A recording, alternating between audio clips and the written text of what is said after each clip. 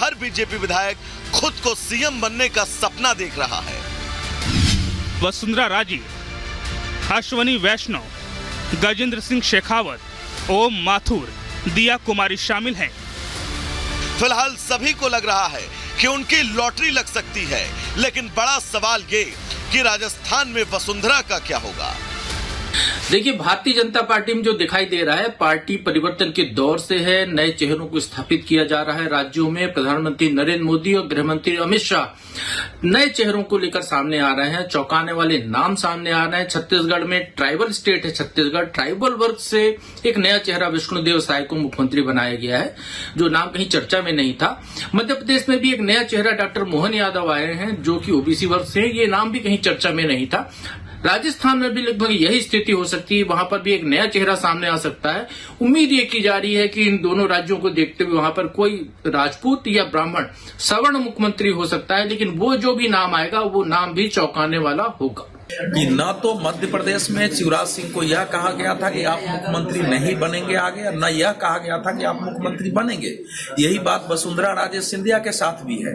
दोनों भारतीय जनता पार्टी के बड़े नेता हैं, दोनों का जनाधार है, दोनों की अपनी लोकप्रियता है, और कोई भी पार्टी नेतृत्व इनको बिल्कुल नाराज करके कि इनकी सहमति से या इनकी विरोध के बावजूद कोई कदम उठाए, ऐसा नहीं होता है। लेकिन हाँ, अगर विरोध पार्टी हित के ऊपर है तो अवश्य उसका दमन करना पड़ता है।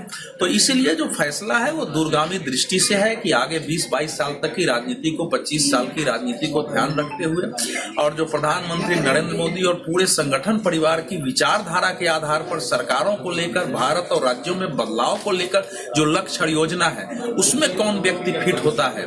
2024 भी एक लक्ष्य है, लेकिन वो एक सामान्य सा लक्ष्य है, क्योंकि वह चुनाव नरेंद्र मोदी के नाम पर लड़ा जाएगा। तो इन सारे लक्ष्यों को समाहित करते हुए कौन व्यक्ति इसके लिए उपयुक्त हो सकता है। बेशक राजस्थान की सियासत मध्य प्रदेश और छत्तीसगढ़ से कई मायनों में अलग है। वहां वसुंधरा राजे जैसे बड़े बड़े राजनीतिक सूरमाओं ने सीएम की कुर्सी पर अपना दांव ठोक रखा है, लेकिन पीएम मोदी और बीजेपी आलाकमान कब अपने कौन से फैसले से तमाम समीकरण को ध्वस्त कर क्या फैसला लेगी, किसे पास और किसे फेल कर देगी, यह कहना मुश्किल है, क्योंकि बीजेपी की राजनीति वहां से शुरू होती है जहां बड़े बड़े राजनीतिक समीकरण सुलझाने वाले पंडितों की सोच खत्म हो जाती है। Bureau report, Republic Bharat. तो 3 राज्यों में बीजेपी ने जीत हासिल की और उसके बाद सीएम के नाम का ऐलान ऐसा लग रहा था कि एक पॉलिटिकल थ्रिलर के रूप में बन गया। छत्तीसगढ़, उसके बाद मध्य प्रदेश और अब राजस्थान। और ये भी कहना होगा कि सबसे ज्यादा सस्पेंस राजस्थान के नाम को लेकर ही है, क्योंकि यहाँ कहा जा रहा है कि वसुंधरा राजे ने पूरी कोशिश की है, एक जोर आजमाइश उनकी तरफ से देखने को मिली है।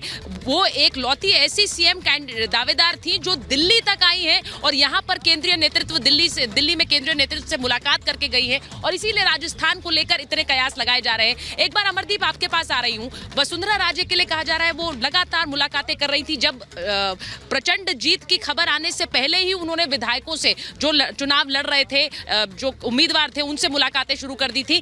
कल तक ये मुलाकातें जारी थी और इसे लेकर बहुत सारे सवाल भी उठ रहे हैं। आज की स्थिति में, आज के दिन वसुंधरा राजे कहां है और क्या कहा जा रहा है वसुंधरा राजे की दावेदारी को लेकर?